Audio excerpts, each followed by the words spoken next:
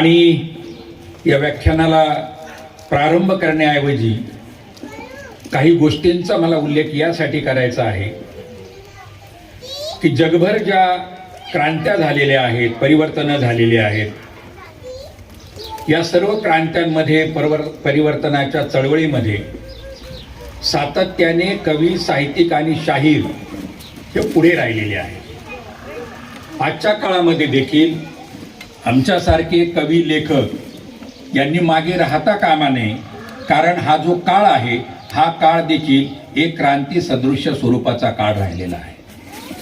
मग क्रांती किंवा परिवर्तनाची भाषा जल्लद केव्हा होते, धारदार केव्हा होते, जेव्हा देशावरती परकीयांचं किंवा आप्तसोंकीयांचं मानवतावादाच्या विरोधात जो वर्तन व्यवहार असतो, जे वागणं असतं, त्या विरोधात क्रांती आणि परिवर्तनाची भाषा करावी लागते।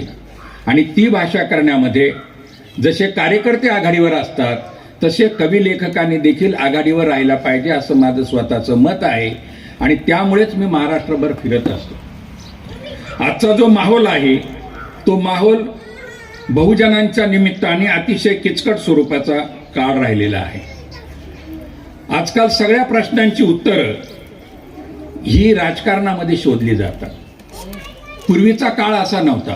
पूर्वीचा काळ असा होता की अनेक प्रकारची जी सामाजिक समस्यांच्या निमित्तानं निर्माण झालेली परिस्थिती असते, त्या परिस्थितीचं अवलोकन हे सामाजिक स्तरावरती काम करणारे जे नेते असायचे ते नेते त्यावरती उत्तरं शोधायचे।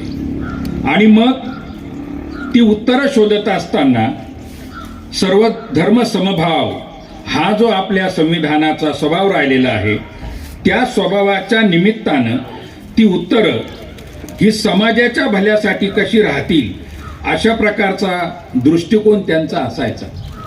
आणि मग जेवढे महापुरुष महत्त्वाचे असतात तेवढेच महत्त्वाचे गावखेड्यामध्ये, गल्लीबोळातले, वेगवेगळ्या ठिकाणी काम करणारे जे छोटे छोटे कार्यकर्ते असतात, ते कार्यकर्ते देखील त्या परिवर्तनासाठी, ते प्रश्न सोडवण्यासाठी महत्त्वाचे असतात। आणि मग दादारावांसारखे लोक असतील, आमच्या ढिपले दादांसारखे लोक असतील, इथे सोनवणे आहेत, शामराव पगारे आहेत, असे जे कार्यकर्ते असतात जे आपापल्या स्थानिक ठिकाणी काम करत असतात, ते सुद्धा परिवर्तनाच्या लढाईचं बळ वाढवत असतात। परंतु हे कार्यकर्ते किंवा छोटे छोटे जे समाज सुधारणा असतात यांचा फारसा नामोल्लेख होत नाही, यांच्याबद्दल फारसं कोणी लिहित नाही, यांच्याबद्दल ते नेते आहेत असे उल्लेख फार कमी ऐकायला मिळतात। वास्तविक जशी तमाशाची कणात उभी असते आणि त्या कणातीच्या मध्यभागी एक मोठा खांब असतो आणि मग आपण म्हणतो की हा जो तंबू आहे हा एक खांबी तंबू आहे, त्या खांबूवरती ही कणात उभी आहे। पण मला सारखं असं वाटत आहे की तो जो मधला खांबा उभा आहे त्या खांब्याला आधार देण्याचं काम, ताटमानेनं सरळ उभं राहण्याचं काम, त्याला जोडलेली जी दोरखंड असतात ती दोरखंड लावून धरत असतात। आणि ती दोरखंड म्हणजे सामाजिक चळवळीतले हे कार्यकर्ते असतात। जर हे कार्यकर्ते नसले तर महापुरुषांचं जे काही योगदान आहे, त्यांची जी काही चळवळ आहे, ती चळवळ एखाद्या बोडक्या माणसासारखी असू शकते। महापुरुषाला कोण मोठं करतं? महापुरुष मोठा त्यांच्या अनुयायामुळे होत असतो। त्याचे अनुयायी जर सजग असतील, शहाणे असतील, कवी कलावंत असतील तर महापुरुषाचं कार्य, त्याचं योगदान, त्याचं लिखाण, त्याचं भाषण हे सामान्य लोकांपर्यंत पोहोचत असतं। आणि म्हणून एवढे वर्ष झालेले, 1945ला पहिलं गाणं लिहिलं होतं वामनदादा कर्डकांनी, परंतु ते गाणं आजही जनसामान्यांच्या ओठावरती आहे। त्याचं कारण असं की ते महापुरुषांचं कार्यकर्तृत्व विशद करणारं गाणं आहे। ही गाडी ढळली आता, ही मूठ आवडली आता, या गाडीचा गाडीवान तो लढेल क्रांतीसाठी, तांडा चालला असं वामनदादा म्हणायचे। बैलांच्या चाऱ्यासाठी, पोरांच्या पोटासाठी, घेऊन बिराड पाठी, तांडा चालला। ती सर्वसामान्यांची जी चळवळ आहे त्या चळवळीचं दादांचं गाणं असल्यामुळे सामान्य लोकांपर्यंत महापुरुष पोहोचला। हे जे कार्यकर्ते आहे ते कार्यकर्ते मला म्हणूनच महत्त्वाचे वाटतात। आजचा जो काळ आहे या काळामध्ये आपण जर पाहिलं तर कार्यकर्त्यांची फौज जशी मी तरुण असताना मला पाहायला मिळाली होती, ढेपलेदादांच्या काळात असतील, धिवरदादांच्या काळात असतील, तो जो एक वेग होता तो वेग अलीकडच्या काळामध्ये पाहायला मिळत नाही. मग हा वेग कुठे गेलेला आहे? मग हा वेग पोस्टरवरती आपल्याला पाहायला मिळतो.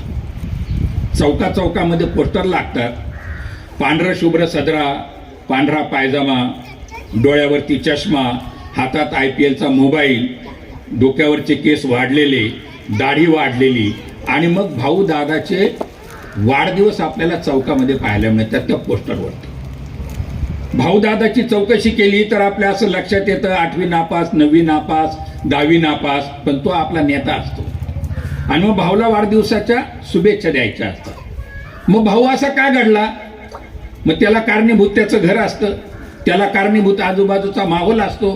त्या बिचाराला असं वाटतं की फार शिकण्याची आवश्यकता नाही, फार कामधंदा करण्याची आवश्यकता नाही, एकदा पांढरी टोपी पांढरा सदरा घातला आणि एखाद्या पार्टीमध्ये आपण गेलो, आपले पोस्टर लावले की राजकारणामध्ये आपले सगळे प्रश्न सुटून जातात. आणि मग हा जो राजकारणी आहे हा राजकारणी घडत जात असतो.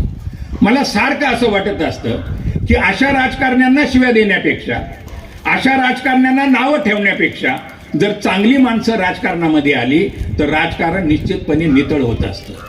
राजकारण वाईट नाही. सारखे माणसं म्हणत असतात की राजकारण फार वाईट आहे, मी त्याच्यापासून दूर आहे.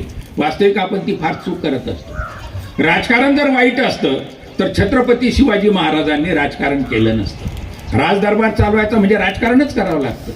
डॉक्टर बाबासाहेब आंबेडकर राजकारणात आले नसते, प्रबुद्धकार ठाकरे राजकारणात आले नसते, बाळासाहेब ठाकरेंसारखे लोक राजकारणात आले नसते, पंडित नेहरूंपासून तर इंदिरा गांधींपर्यंत असे जे काही समाजधुरीनं आपल्याला राजकारणामध्ये दिसतात, आपण पाहिलेले आहे, अनुभवलेले आहे, ते लोक राजकारणामध्ये आलेच नसते.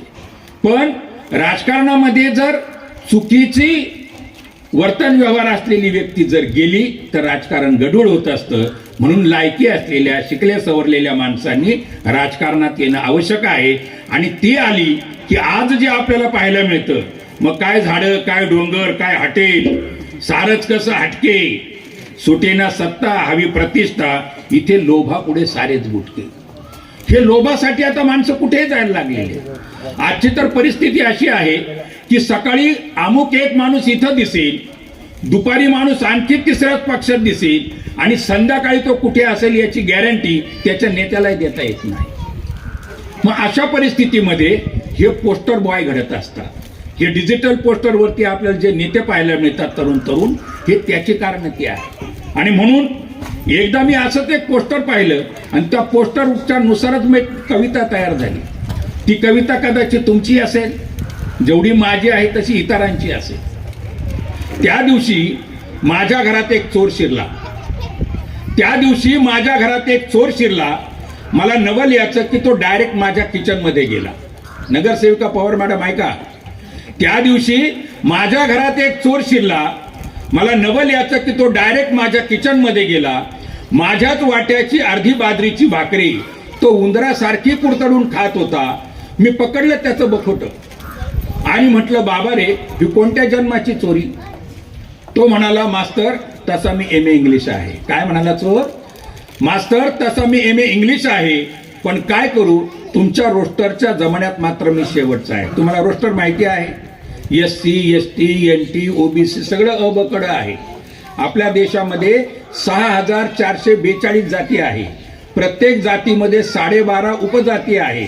प्रत्येक उपजातीमध्ये रोटीबेटी व्यवहार होत नाही. जगाच्या पाठीवर एवढ्या 1000 जाती ह्या फक्त आपल्या देशामध्ये आहे. मग काय म्हणाला चोर? मास्तर तसा मी MA इंग्लिश आहे, पण काय करू, तुमच्या रोस्टरच्या जमान्यात मात्र मी शेवटचा आहे. ऐकून त्याच्या आणि माझ्या गप्पा बायकोच्या डोक्यातलं मेंटल भडकलं. गॅसबत्तीला मेंटल असतं ना, आमच्यासारखे दादाराव सारखे जे कार्यकर्ते असतात त्यांच्या बायकोच्या डोक्यातलं मेंटल सारखं भडकत असतं ते. कारण सकाळी 8ला गेलेला माणूस रात्री 12लाच येतो, मग मेंटल भडकणार ना. मग ऐकून त्याच्या आणि माझ्या गप्पा बायकोच्या डोक्यातलं मेंटल भडकलं. ती म्हणाली, अहो त्याच्याशी मित्रासारख्या काय गप्पा मारतायत, पोलिसात द्या तेव्हा सुधारेल. चोर म्हणाला, madam don't waste your time. काय म्हणाला? तुमचा वेळ वाया घालू नका. चोर म्हणाला, madam don't waste your time, तिथं तरी 4 दिवस सुखानं खाईन. ऐकून त्याचं इंग्रजी, बायकोचं तोंड बंद झालं. मलाही थोडंसं बरं वाटलं, जे बऱ्याच वेळा मला करता येत नाही ते बिचाऱ्या चोराने केलं. माझ्यातली मानवतावादी चळवळ जागी झाली. मी चोराला पळवला. काही वर्षांनी हेच चोर मासे मला अचानक पार्लमेंटमध्ये दिसले, संसदेत दिसले. काही वर्षांनी हेच चोर महाशय मला अचानक पार्लमेंटमध्ये दिसले. भुकेचा प्रश्न, जातीवाद, भ्रष्टाचार पोटतिडकीने आपल्या भाषणातून मांडत होते. पार्लमेंटच्या बाहेर मी पुन्हा पकडलं त्याचं बोखोटं आणि म्हटलं, चोर महाशय हे कोणतं प्रमोशन? तो म्हणाला, साला तू मास्तर होता, मास्तरच राहिलास. तुझ्या घरून निघालो, एका मंत्र्याच्या परसदारी शिरलो, मागच्या दारी गेलो. तुझ्या घरून निघालो, एका मंत्र्याच्या परसदारी शिरलो. त्यानेही माझं पकडलं बखोटं, पण म्हटला, बेट्या चोरी करायचीच आहे तर माझ्यासारखी खुली चोरी कर. मास्तर मी झालो त्याचा शागीर, म्हणजे भक्त. मास्तर मी झालो त्याचा शागीर. त्याने ठेवला डोक्यावरती बर्फ आणि तोंडात दिली सायकलींची गोळी, गोड गोड बोलण्यासाठी. तोंडात दिली सायकलींची गोळी, पण बेटा एक मात्र विसरला, त्याने आपल्या बगलेतला सुराही मला काढून दिला मास्तर. म्हणजे सगळं राजकारण सांगून टाकलं. त्याने आपल्या बगलेतला सुराही मला काढून दिला मास्तर. आणि काय सांगू मास्तर, पुढच्याच पंचवार्षिक इलेक्शनला त्यानेच दिलेला सुरा माझ्या कामी आला मास्तर. आज त्या मंत्र्याचा पुतळा माझ्या बंगल्यासमोर उभा आहे. आज त्या मंत्र्याचा पुतळा माझ्या बंगल्यासमोर उभा आहे. त्याच्याच नावावर, त्याच्याच मतदारसंघामध्ये मी निवडून येतो आहे, मंत्री होतो आहे. जोवर या देशातली मेंढरं जिवंत आहे तोवर मंत्री होणार आहे, खुलेआम चोरी करणार आहे. म्हणजे जर मेंढरं जिवंत असली तर इथले जे चोर आहेत ते चोर सुद्धा मंत्री होणार. मग त्या चोराला चोर म्हणण्याचा अर्थ नाही, त्याच्या अगोदरचे चोर आपण आहोत. संविधानानं आपल्याला अधिकार दिलेला आहे, एक मत आणि एक मूल्य. मग मत हे श्रीमंताचं असेल, गरिबाचं असेल, दोघांचं मूल्य, दोघांची किंमत ही सारखीच असते. आणि म्हणून योग्य प्रतिनिधी आपण निवडून देणं, आपल्या विचारांचा प्रतिनिधी आपण निवडून देणं, लोकांची भरभराट होईल, विकास होईल अशा प्रकारचा प्रतिनिधी निवडून देणं, हे या कविते पाठीमागचा माझा तुम्हाला सांगण्याचा उद्देश होता. छत्रपती शिवाजी महाराजांच्या निमित्ताने आपण आयोजन केलेलं आहे. मी असं म्हटलेलं आहे की छत्रपती आणि डॉक्टर बाबासाहेब आंबेडकर या दोघांचे जेव्हा आपण विचार करतो तेव्हा आपल्याकडे एक परिस्थिती आहे. काय परिस्थिती आहे की सगळे पुढारी, सगळे समाजधुरीण, सगळे महापुरुष आपण वेगवेगळ्या जातींच्या कोंदरामध्ये अडकून टाकलेले आहे.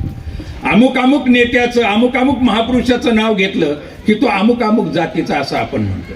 परंतु जे महापुरुष असतात, जे सच्चाईनं मानव्याचं किंवा मानवतावाद घेऊन देशभर काम करत असतात, त्यांना कधी जात नसते, त्यांना कधी धर्म नसतो.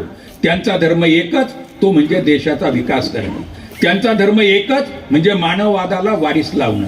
आणि म्हणून छत्रपती आणि डॉक्टर बाबासाहेब आंबेडकर यांच्यामध्ये अंतर आहे. 261 वर्षांचं अंतर आहे दोघांमध्ये. एकाचा जन्म 1630चा आहे आणि डॉक्टर बाबासाहेब आंबेडकरांचा जन्म 1891चा आहे.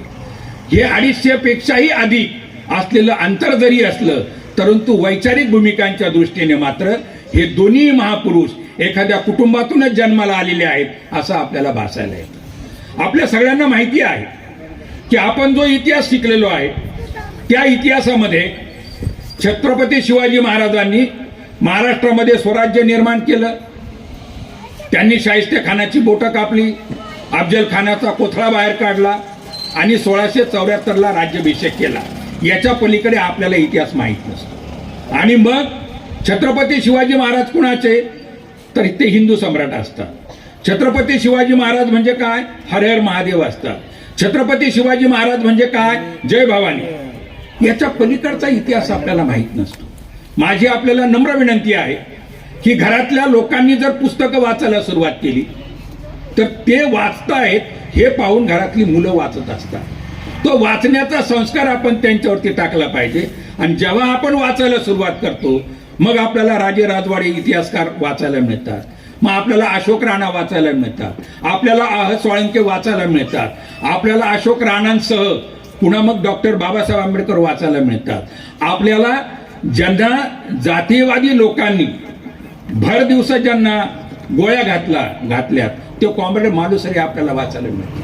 आणि या लोकांनी जो इतिहास लिहिलेला आहे त्या इतिहासामध्ये खरा शिवाजी आपल्याला सांगितलेला आहे. तो शिवाजी आपल्यापर्यंत पोहोचतो. आणि मग शिवाजी म्हणजे फक्त अफजल खानाचा कोथळा बाहेर काढणारा नाही, मग शिवाजी फक्त शाहिस्ते खानाचे बोट कापणारा शिवाजी नाही, मग शिवाजी कुणातरी महिलांवरती न्याय मिळवून देणारा राजा नाही, तर त्याच्या पलीकडचा देखील राजा आहे. मग छत्रपती शिवाजी महाराज 1630ला जन्मले, परंतु 1642ला त्यांचे जे वडील होते शहाजी, या शहाजी राजांनी जे सरदार होते कुतुबशहाकडे, या शहाजी राजांनी आपल्या मुलाचं चांगलं संगोपन व्हावं, ते आपल्या मराठी मुलखात व्हावं म्हणून त्यांना ते 12 वर्षाचे असताना पुण्याला रायगडावर शनिवार वाड्यावरती पाठवलं. आणि मग पुढे छत्रपतींच्या आई जिजाऊ यांनी त्यांचं संगोपन केलेलं आहे. अनेक लोक वेगवेगळ्या लोकांचं नाव घेऊन छत्रपती शिवाजी महाराजांना त्यांनी शिकवलं असं सांगत असतात. इतिहासामध्ये तसे संदर्भ भेटत असतात. परंतु जेव्हा हा अलीकडचा आपण इतिहास वाचतो, छत्रपती शिवाजी महाराजांचे 2 गुरु असल्याचे आपल्याला पाहायला मिळतं. पहिला गुरु म्हणजे त्यांची आई आणि दुसरा गुरु म्हणजे तुकाराम महाराजांचे अभंग. छत्रपती शिवाजी महाराज आणि तुकारामांची एखादी दुसरी भेट आहे. एकदा छत्रपती शिवाजी महाराजांनी निरोप धाडला संत तुकारामांना. संत तुकारामांनी त्यांना प्रत्युत्तर दिलं, निरोप पाठवला की राजे, तुमचं काम दरबारात आहे, लोकसेवेचं आहे, तुम्ही जे काम करता ते अत्युच्च आहे, उत्तम आहे, माझे तुम्हाला आशीर्वाद आहेच, पण मी दरबारी येण्याची आवश्यकता नाही. माझं प्रबोधनाचं काम मी माझ्या भजन कीर्तन आणि अभंगाच्या निमित्ताने करतो आहे. तुम्ही तुमचं काम राजदरबारातून करा. म्हणजे संत तुकाराम हे राजदरबारी जात नाही. आत्ताचे संत, आत्ताचे महंत आपण पाहिलेले आहेत. आता कुंभमेळा जवळ आलेला आहे.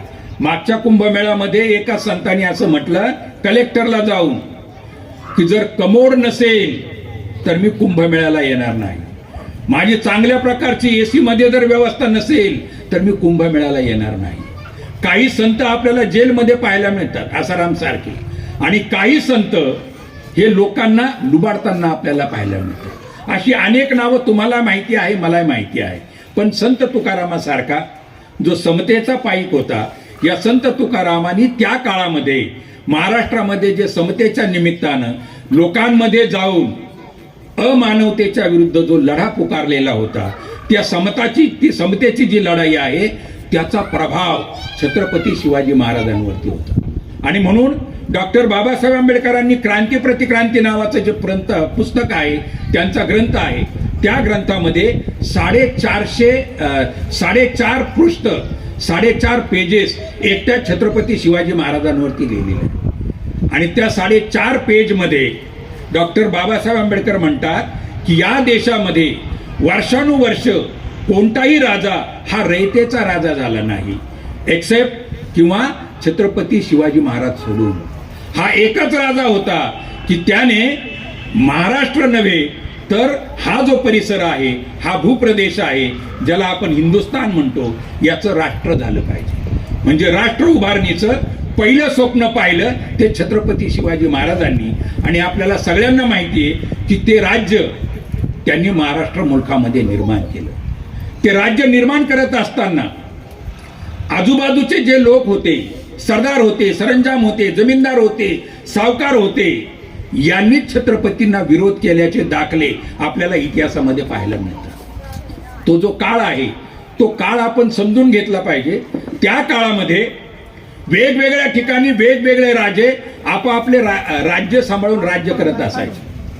आणि मग त्याच्यामध्ये जात धर्माचा विषय नव्हता. अलीकडच्या काळामध्ये छत्रपती शिवाजी महाराजांना एक विशिष्ट कुळाचा, जात धर्माचा दाखवला जातो. त्या काळामध्ये कुठलाही राजा त्याच्याकडे वेगवेगळ्या जातीत पंथाचे धर्माचे सरदार असायचे, उमराव असायचे, सरंजाम असायचे, जमीनदार असायचे. आणि राजाचं काम एक की परमुलखात जायचं, परमुलखावरती आक्रमण करायचं, लढाई करायची आणि त्या मुलखातली साधन संपत्ती लुटून आणायची आणि आपल्या लोकांच्या भल्यासाठी तिजोरीमध्ये ठेवून तिचा वापर करायचा. हे औरंगजेबाने केलं, हे शाहिस्ते खानाने केलं, हे कुतुबशहाने केलं, हे सगळ्या शायांनी केलं, सगळ्या राजांनी केलं. छत्रपती शिवाजी महाराजांना हे करावं लागलं.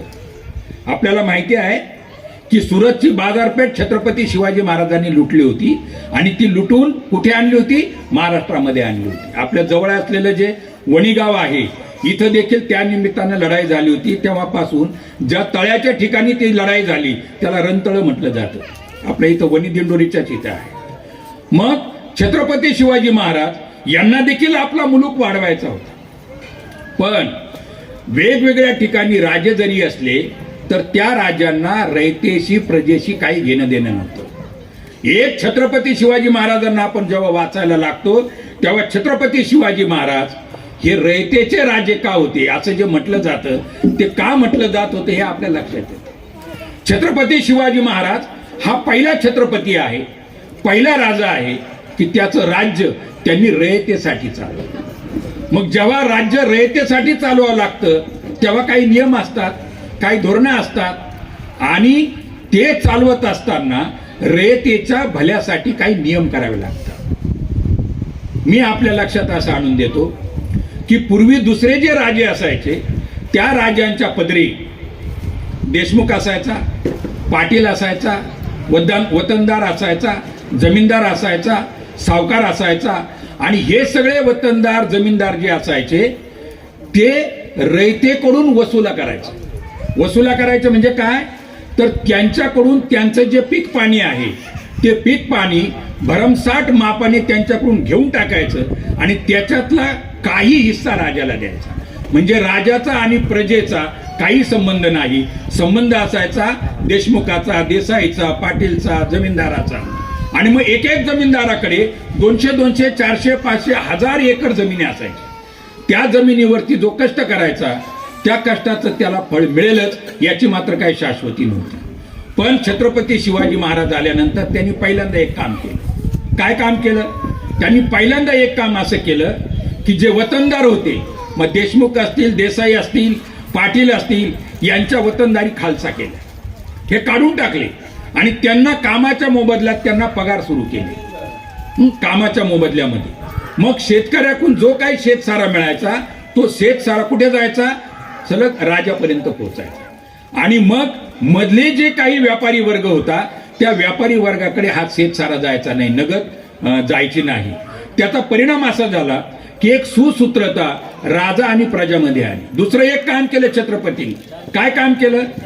छत्रपतींनी एक 20 फुटाची काठी तयार केली. जुन्या लोकांना माहिती आहे ही 20 फुटाच्या काठीनं जमिनी मोजून दिल्या त्यांनी. 20 फुटाची काठी म्हणजे 1 बिघा. अशा जमिनी शेतकऱ्यांना मोजून दिल्या, त्यांच्या नावावरती त्या जमिनी टाकल्या. याचा परिणाम असा झाला की त्या जागेचा मालक हा शेतकरी झाला आणि तो शेतकरी मालक झाल्यामुळे त्याची नोंद ही शिवाजी महाराजांच्या दप्तरी झाली आणि ती नोंद झाल्यामुळे हे माझं शेत आहे, ही माझी शेती आहे, ही माझी जमीन आहे, ही मी पिकवली पाहिजे, अधिकाधिक पिकवली पाहिजे आणि ज्याने मला ही जमीन दिलेली आहे त्या छत्रपती राजाला माझ्या जमिनीतून एक हिस्सा जायला पाहिजे. ही एक आत्मीयता राजा आणि प्रजेमध्ये निर्माण झाली.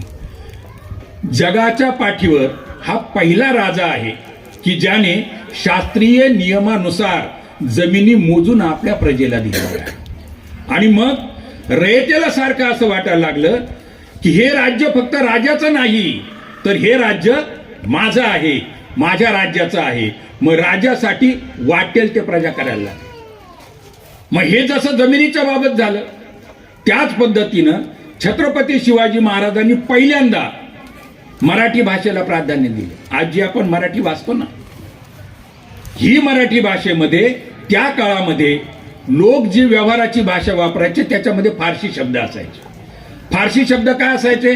कारण या देशावरती 12व्या शतकापासून पुढच्या काळामध्ये सातत्यानं मुघल आणि अफगाणकडचे लोक यांनी स्वातंत्र्याच्या लढाया स्वतंत्रपणे आक्रमणे केलेली आहे.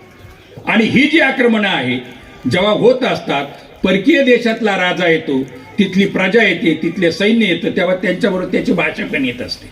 आणि त्या भाषेमुळे मराठीमध्ये फारसी भाषेचा प्रचंड सरमिसळ झालेली होती.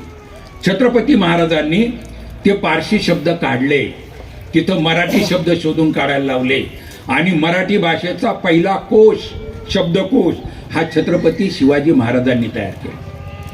हे महाविद्यालयामध्ये शिकणाऱ्या अनेक प्राध्यापकांना माहीतच नाही की मराठी भाषेचा शब्दकोशाचा उद्गाता छत्रपती शिवाजी महाराज आहे. हे जसं भाषेच्या निमित्ताने केलं तसंच महाराजांनी आणखी एक गोष्ट केली. काय गोष्ट केली की जेव्हा राजे आक्रमण करायचे, आक्रमण केल्यानंतर गावखेड्यामधून सैन्य जायचं, उधळत जायचं, पायदळ जायचं आणि पायदळ जात असताना हे जे सैन्य असायचं हे सैन्य 12 महिने बाहेर असायचं. 12 महिने त्यांचं काम काय असायचं? लढाईच्या मध्ये जे जे गावखेडे येतील ते प्रत्येक गावखेडे लुटायचं आणि ती अधिक लूट आपल्या पदरी पाडून घ्यायची आणि घरी घेऊन जायची. त्याला काही नियम नव्हता. छत्रपती शिवाजी महाराजांनी 2 नियम केले. काय नियम केला की जेव्हा तुम्ही लढाईला जाल त्यावेळेस कोणत्याही गावखेड्यातील लोकांची शेतीची धुळधाण झाली नाही पाहिजे आणि कोणत्याही गावातील कोणतंही घर तुम्ही लुटायचं नाही. एक. दुसरी गोष्ट की जेव्हा परकीय आक्रमण आपल्याकडे व्हायची त्याला वाटेल त्या महिलेला उचलून तो सैनिक घेऊन जायचा. शिवाजी महाराजांनी आदेश काढले की माझ्या कोणत्याही सैनिकांनी, कोणत्याही शिपायानी कोणत्याही गावखेड्यातून जात असताना जर महिलेला स्पर्श जरी केला तरी त्याचे हात तोडण्यात येतील असा कायदा करून टाकला. हे जे छत्रपती शिवाजी महाराज आहे, आपण जर इतिहासात पाहिलं खोलवर तेव्हा रांजगावचा रांजा पाटील याने एका महिलेवरती अन्याय अत्याचार केला. तो छत्रपतींचा सैनिक होता, सरदार होता, पाटील होता, तरी सुद्धा छत्रपती शिवाजी महाराजांनी मुसक्या बांधून त्यांना दरबारी बोलवलं आणि सर्व लोकांसमक्ष त्याचे हातच तोडून टाकले रांजा पाटलाचे. म्हणजे छत्रपतींनी कारभार केला तेव्हा परका कोण आपला कोण हे नाही पाहिलं. जो अन्याय करणारा आहे महिलेवरती त्याला सर्वांसमक्ष शिक्षा देणारा हा राजा आहे. आणि मग ह्या राजाविषयी जिव्हाळा, ह्या राजाविषयी प्रेम, ह्या राजाविषयी कणव वाटणं हे साहजिकच होतं आणि म्हणून छत्रपतींसाठी लोक मरायला लागले, छत्रपतींसाठी जीव द्यायला लोक तयार झाले. आणि ती जीव देणारी यादी जर आपण वाचली तर आपल्या लक्षात येतं की ते कुठल्या एक जातीचे लोक नाहीये, तर ह्या महाराष्ट्रात राहणारे अनेक जातीपातीचे लोक आहेत. अलीकडच्या काळामध्ये शिवाजी महाराज म्हणजे मुसलमानांचा शत्रू असं उभं केलेलं आहे. वास्तविक तसं नाही. छत्रपती शिवाजी महाराजांचे संरक्षण करणारी जी फळी होती त्या फळीमध्ये 19 मुस्लिम सैनिक हे छत्रपतींचं संरक्षण करण्यासाठी होते. म्हणजे फक्त बहुजनांचे किंवा आपलेच नव्हते. आणखी एक आपल्याला सांगता येईल की शिवाजी महाराजांचे वडील हे आदिलशहाचे सरदार होते, मुस्लिम राजाचे सरदार होते. परंतु ते मुस्लिमांचे जरी सरदार असले तरी औरंगजेबाकडे मराठी मुलखातले, हिंदी पट्ट्यातले अनेक सरदार औरंगजेबाकडे काम करत होते. म्हणजे ते काही एक जातीचे राजे तेव्हा नसायचे.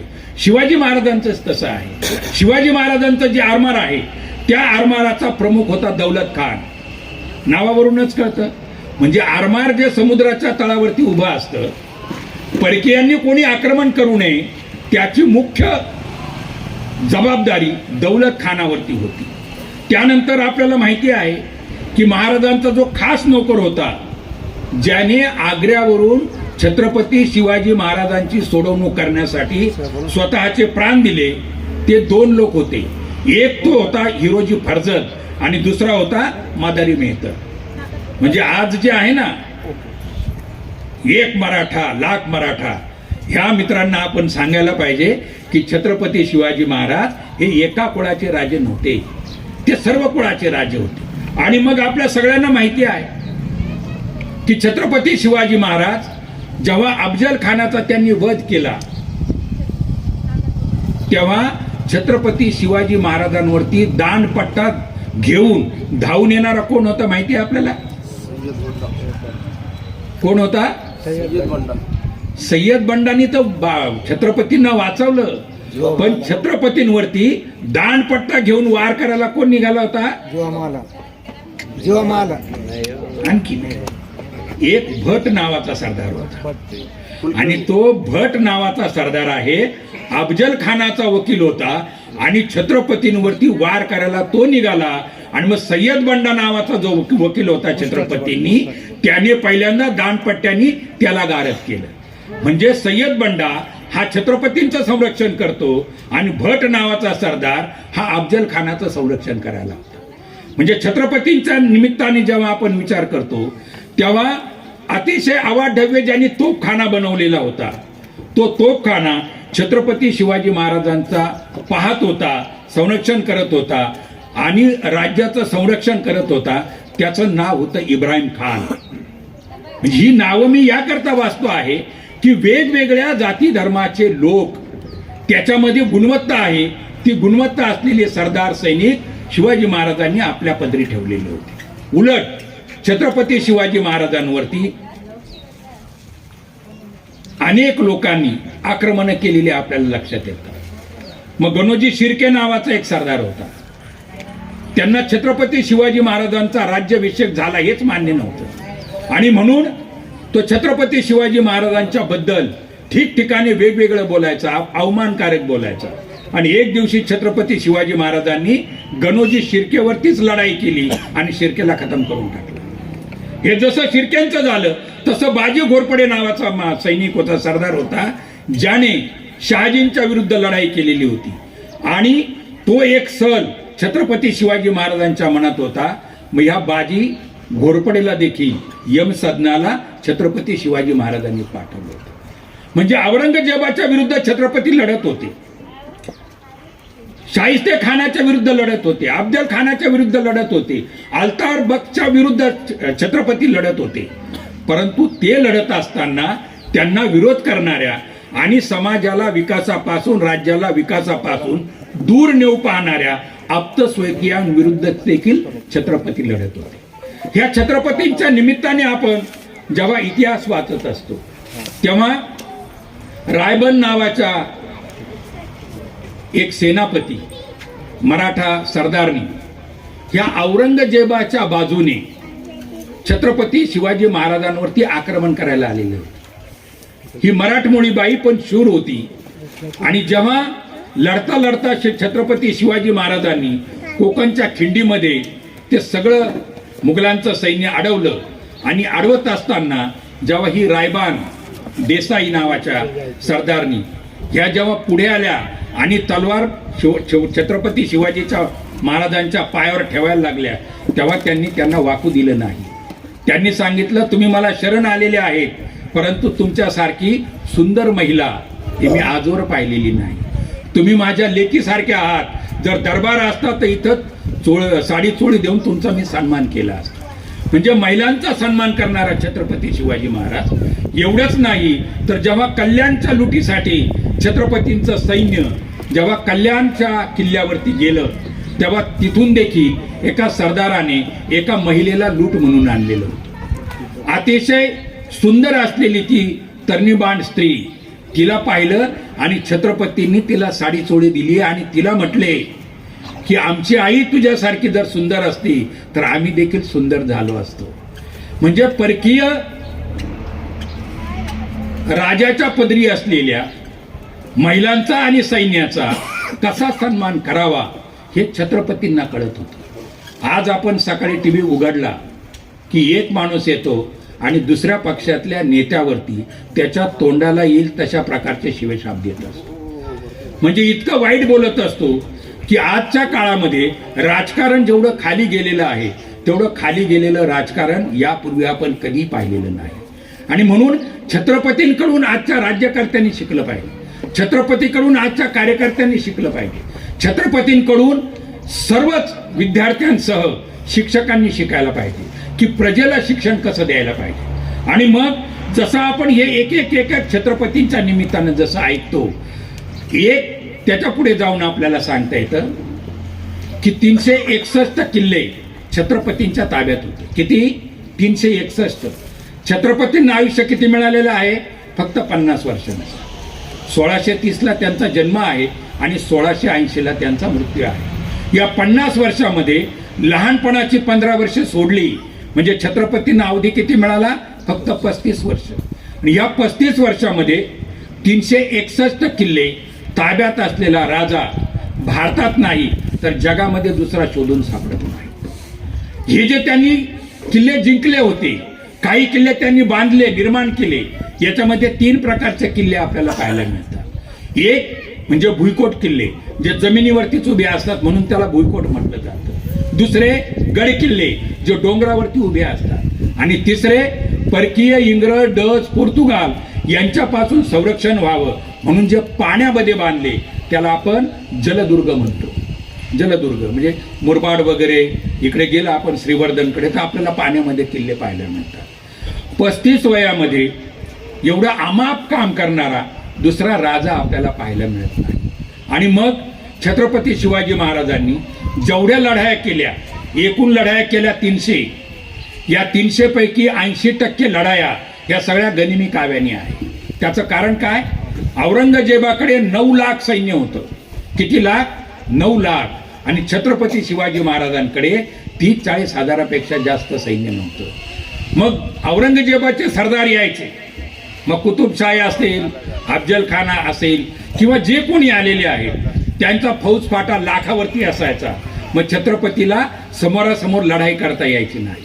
आणि मग छत्रपतींनी शोधून काढला होता हा गनिमी कावा, की अचानक छापा टाकायचे. 200-400 सैनिक असायचे, अचानक छापा टाकायचे आणि परकीय दुश्मनाचं सैन्य कापून टाकायचे. यातलं अत्यंत उत्तम उदाहरण म्हणजे शाहिस्ते खानाची त्यांनी जी बोटं कापली रंगमहालाच्या निमित्ताने, त्या अतिशय कमी लोकांना घेऊन शाहिस्ते खानाच्या दरबारात ते गेलेले होते. किंवा अफजल खानाचं लाखो सैनिकांचं सैन्य असलं तरी फक्त 3 लोकांनी जाऊन अफजल खानाचा कोथळा बाहेर काढला छत्रपतींनी. हा जो गनिमी कावा छत्रपतींनी शोधून काढलेला होता. पण एकदा एक लढाई झाली, एक युद्ध झालं की त्याच्यासारखं दुसरं युद्ध छत्रपती करायचे नाही. म्हणजे एका युद्धामध्ये अशा प्रकारे युद्धनीती वापरली, दुसऱ्या लढाईच्या वेळेस ती युद्धनीती ती वापरत नसायची. म्हणून असा इतिहासकार म्हणतात की छत्रपती शिवाजी महाराज हे आधुनिक शस्त्र आणि अस्त्राचा वापर करून लढाया करत होते. हे शिवाजी महाराजांचं वेगवेगळं पण जसं आपण सांगत असतो तसं आपल्याला आणखी एक गोष्ट सांगावी लागते की छत्रपतींच्या इतिहासकारांनी असं लिहून ठेवलेलं आहे की जेव्हा एखाद्या बाबतीत न्याय निवाडा करायचा असेल तेव्हा न्याय निवाडा करत असताना सर्व जाती धर्माचे लोक त्या न्याय निवाड्यामध्ये प्रतिनिधी म्हणून असत. इतिहासकारांनी लिहून ठेवलेलं आहे की जेव्हाही न्याय निवाडा केला जायचा तेव्हा प्रत्येक धर्माचा एक माणूस त्याच्यामध्ये असायचा, जातीचा माणूस एक असायचा. आणि एक ठिकाणी संदर्भ असा मिळतो की न्याय निवाड्याच्या वेळी जिजाऊंच्या बाजूला त्या काळातल्या महाराजांचा प्रतिनिधी देखील तिथं बसलेला आहे. म्हणजे यावरून आपल्या असं लक्षात येतं की ही जी जातीयता आहे ती जातीयता छत्रपती शिवाजी महाराजांच्या काळामध्ये नव्हती किंवा असली तरी तिचं स्वरूप पेशवे काळामध्ये ज्या पद्धतीची जातीयता आली तशी मात्र नव्हती. जमीन मोजून देणारा कोण होता? जमीन मोजून देणारा आणि वेशीवरती संरक्षण करणारा महार समाजाचाच माणूस होता. म्हणजे सगळ्या धर्माची जमीन मोजायची आहे आणि मोजणीला कोण आहे तर महार समाजाचा माणूस आहे. त्याने मोजली, त्याने एकदा सांगितलं की ते जमिनीचं मापन हे फायनल असायचं. म्हणजे एवढ्या प्रकारचा राजा हा दूरदृष्टी होता. त्या राजाने परकीय लोकांपासून जसं संरक्षण केलं, आप्तस्वकीयांपासून संरक्षण केलं, त्याचबरोबर वेगवेगळ्या अंधश्रद्धा लोकांमध्ये रुजवणाऱ्या पुरोहितशाहीच्या विरुद्ध देखील छत्रपती शिवाजी महाराजांनी लढे दिलेले आहेत. जेव्हा जलदुर्ग किल्ले बांधले गेले तेव्हा पुरोहितांनी छत्रपतींना विरोध केला. कारण हिंदू धर्मग्रंथामध्ये समुद्र पर्यटन करणं हे पाप मानलं जातं. तुम्हाला माहिती असेल लोकमान्य टिळक जेव्हा युरोपात गेले होते समुद्र पर्यटन करून तेव्हा पुरोहितशाहीने त्यांना शिक्षा दिली होती.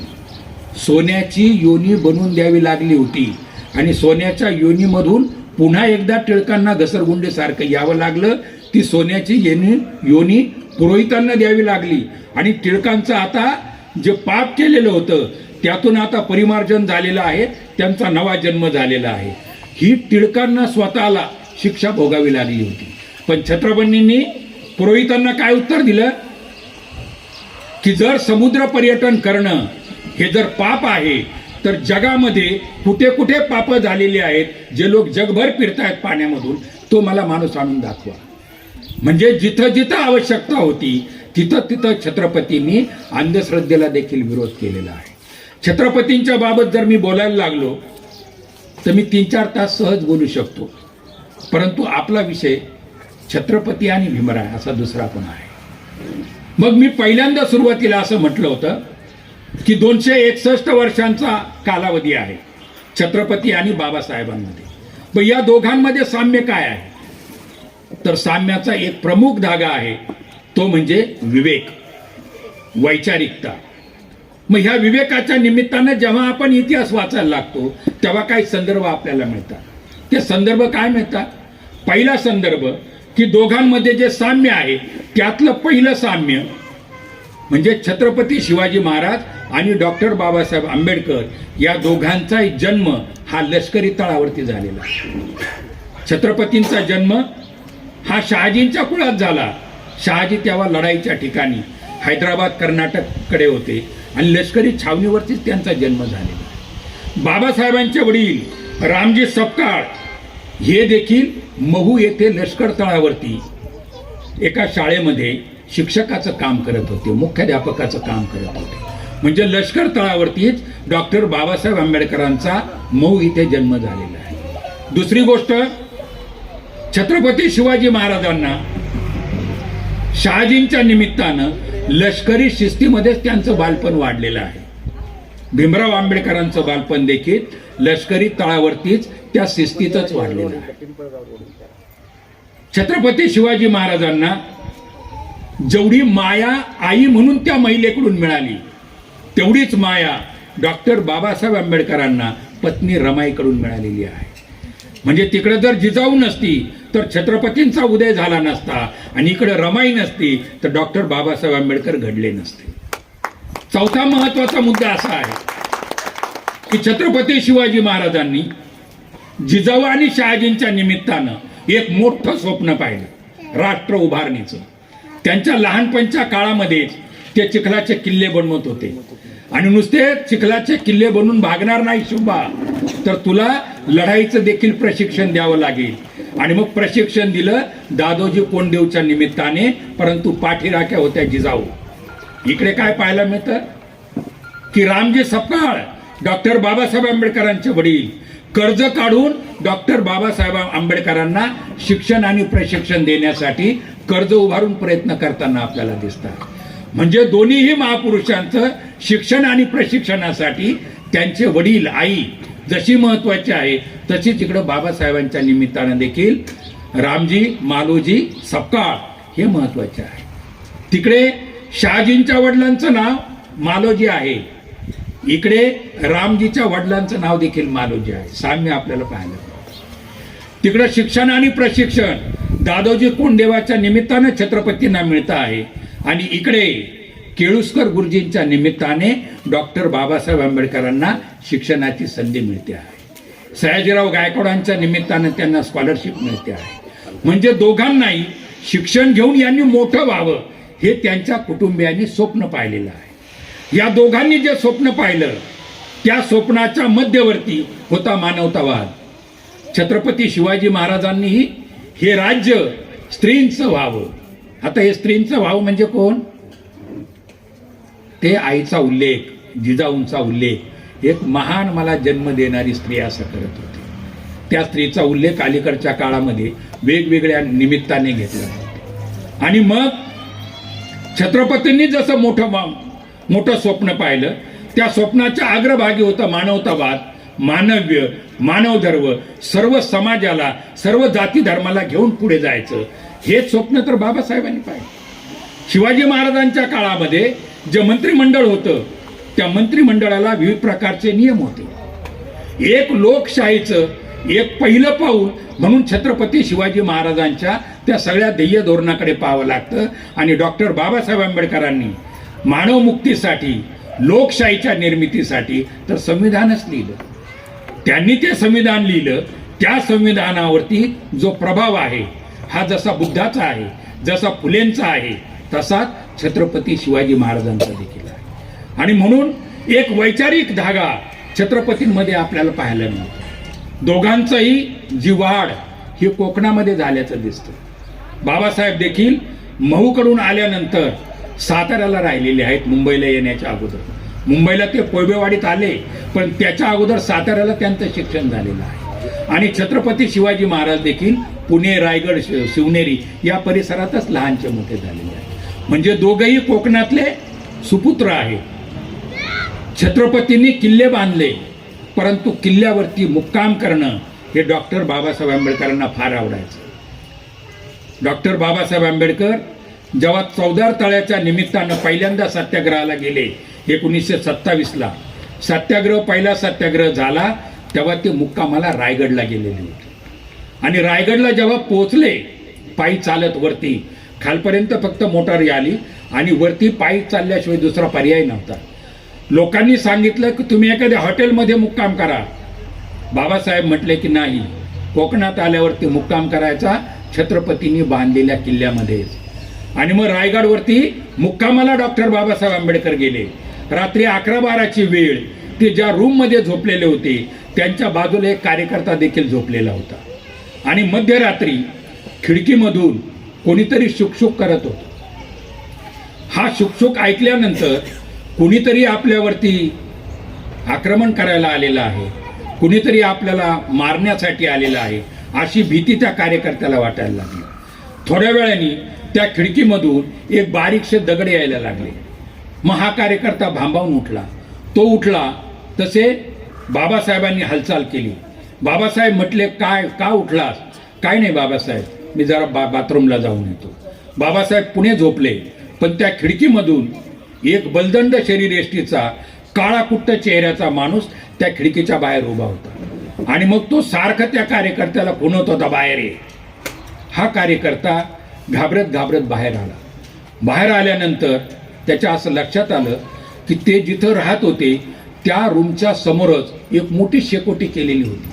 आणि त्या शेकोटीच्या अवतीभोवती उघडे बंब असलेले लोक, हातामध्ये भालाबरशी असलेले लोक, डोक्यावरती मुंडासं बांधलेले लोक, काळे कबेन्न उघड्या अंगाचे काही लोक हे बसलेले होते. त्यांना पाहून याची पाचावर धारण बसली.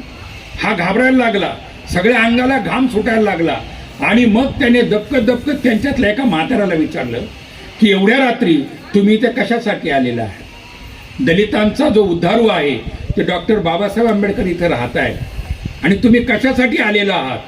तेव्हा तो म्हातारा उठून त्याच्या जवळ आला आणि त्याने सांगितलं की डॉक्टर बाबासाहेब आंबेडकरांचा खून होणार आहे अशी बातमी गडाच्या खाली पसरलेली आहे. आणि मग दलित पीडित जनांचा हा नेता आहे, या नेत्याचं काही बरं वाईट होऊ नये म्हणून त्यांचं संरक्षण करण्यासाठी आम्ही इथं गस्त घालण्यासाठी आलेलो आहे. कोण कुठली माणसं? मावळ प्रांतातली माणसं, मावळे. या मावळ्यांनी जसं छत्रपतींचं संरक्षण केलं तसंच मावळ्यांनी डॉक्टर बाबासाहेब आंबेडकरांचं देखील संरक्षण केलं. आणि म्हणून जेव्हा जेव्हा आपण या दोन महापुरुषांमध्ये तुलना करत असतो, तुलना करण्याऐवजी त्यांच्यामध्ये आपण साम्य शोधायला पाहिजे. जेवढं ओतप्रोत प्रेम छत्रपती शिवाजी महाराजांना महिलांवरती होतं, तेवढंच ओतप्रोत प्रेम हे डॉक्टर बाबासाहेब आंबेडकरांना होतं. 42 ते 44च्या दरम्यान इंग्रजांच्या कालावधीमध्ये डॉक्टर बाबासाहेब आंबेडकर हे बांधकाम मंत्री होते, हे वीज मंत्री होते. त्या काळामध्ये एका कोळशाच्या खाणीवरती तपासणी करता डॉक्टर बाबासाहेब आंबेडकर गेले. आणि तिथे जो इंजिनियर होता त्या इंजिनियरकडून चौकशी करत होता, कसं काम चालतं, किती खोलवर कोळशाची खाण आहे. आणि मग त्याने सांगितलं की 400 फूट खोल कोळशाची खाण आहे आणि तिथून कोळसा वरती आणला जात आहे. आणि मग बाबासाहेब असं म्हटले की खाणीचं काम कसं चालतं हे मला देखील पाहायचं आहे. इंजिनियर म्हटला की खाली गेल्यावरती श्वास घेता येत नाही, नीट ऑक्सिजन मिळत नाही, बाबासाहेब तुम्ही खाली येऊ नका. परंतु बाबासाहेब म्हटले की नाही, मला बघायचंच आहे. जर कामगार तिथं काम करतात, मजूर लोक काम करतात, ते जर जिवंत राहतात तर मी कशाला मरेल. आणि मग इंजिनियरवरती संताप करून बाबासाहेब देखील तिथं खोलवर 400 फूट खाली उतरले. उतरल्यावर त्यांनी एक अजब प्रकार पाहिला की एक 5-6 महिन्याचं पोट आलेली बाई, गर्भार असलेली बाई तिथं कोळसा काढण्याचं काम करत होती. बाबासाहेबाची संतापाची साहूल मस्तकापर्यंत गेली आणि त्या इंजिनियरवरती ते भडकले ते असं म्हटले की तू मला सांगत होता की माणसाला श्वास घेता येत नाही, ऑक्सिजन तिथं पुरेसा मिळत नाही, आणि खरोखर इथं ऑक्सिजन मिळत नसताना या बाईला कामावर ठेवलं कसं? पुन्हा ती पोटुशी आहे, गर्भार आहे, तिला जर श्वास घेता येत नसेल तर तिच्या पोटात असलेल्या बाळाला श्वास कसा घेता येईल? पटकन हिला पहिल्यांदा बाहेर काढ. आणि त्या महिलेला बाबासाहेबांनी बाहेर काढलं आणि बाबासाहेबांना तिथं लिहिलं. त्या इंजिनियरला सांगितलं यानंतर जी बाई पोटुशी असेल, जी बाई गर्भार असेल, त्या बाईला पूर्ण पगार देऊन तिला 12 आठवड्याची तिला रजा द्यायला पाहिजे. आपल्या संविधानामध्ये बाळंतपणीसाठी आता जे 6 महिन्याची जी रजा प्रकरण आलेलं आहे, हा कायदा बाबासाहेबांनी 42-46च्या दरम्यान हा कोळशाच्या खाणीच्या इथं तयार केलेला आहे. हे महिलांवरती जे अतीव प्रेम आहे, हे जसं छत्रपतींचं होतं तसं बाबासाहेबांचं देखील राहिलेलं आहे. आणि मग बाबासाहेबांनी तळागाळातली जी रयत आहे, तळागाळातली जी प्रजा आहे, ती प्रजा तिला समतेनं तिला वागणूक मिळाली पाहिजे, याच्यासाठी तर संविधान लिहिलेलं आहे. संविधानामध्ये दुसरं काय आहे की हे जे संविधान आहे, हे संविधान आपल्याला सांगतं हे जे राज्य आहे, हा जो देश आहे, हा देश कुणी एका राजाच्या मालकीचा नाही, हा कुणी एका सम्राटाच्या मालकीचा नाही, कुणा हुकुमशहाचा मालकीचा नाही, तर हा देश आम्ही लोक त्यांचा आहे. मग हे आम्ही लोक म्हणजे कोण? या देशात जो जो राहतो आहे, त्याची जात काय असेल, त्याचा धर्म काय असेल, त्याची परिस्थिती काय आहे, तो दारिद्र्यात आहे, गरिबीत आहे की श्रीमंत आहे, याला महत्व नाही. या देशाचा जो जो नागरिक आहे, तो नागरिक म्हणजे आम्ही लोक. आपल्या संविधानाची जी प्रास्ताविक आहे त्याच्यातलं पहिलेच ओळ आहे आम्ही लोक, आम्ही सारे भारतीय लोक. मग ह्या लोकांचा हा देश आहे.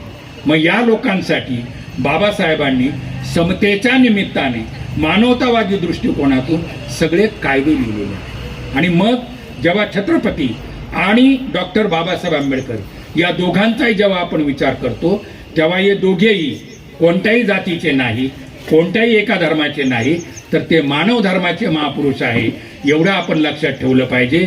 आपण मला इथं बोलवलं, माझा सन्मान केला, त्याबद्दल आपल्या सर्वांना धन्यवाद देतो. इथे थांबतो. जय बुद्ध, जय भीम, जय महाराष्ट्र.